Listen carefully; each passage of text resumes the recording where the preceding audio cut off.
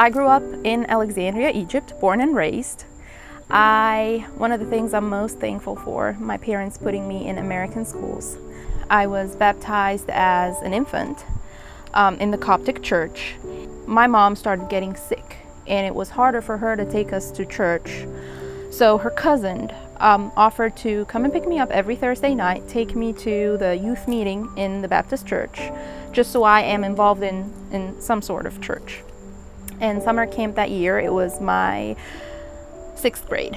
We were sitting, all of us girls, in our room with our leader, and she started talking about Christ and that his work on the cross was for each and every one of us individually.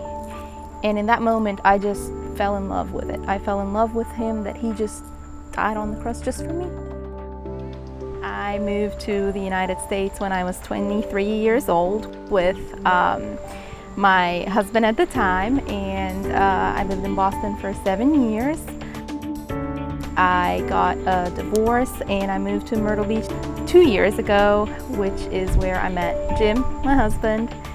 2 or 3 years back, I went through one hit after the other. My mother's death, my husband asking for a divorce, I had a miscarriage, and I went through a phase where I was like, what are you doing?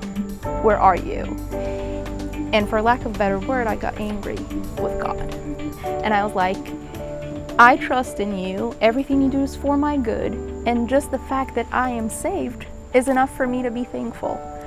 And I just wanted to renew my vows of love and commitment to Christ. And I figured what better way to do it than to actually get baptized, finally. As a little girl, my mom would sing to me all the time, and I started singing with her. As I got more involved in the Baptist church I used to go to back home, I started singing, and I loved it. And I always believe that if I'm giving something to God, it has to be perfect. I have to give it my absolute best. I just love being able to do what I loved and being able to serve and praise the Lord like I've done for most of my life. So it's a blessing in every possible way.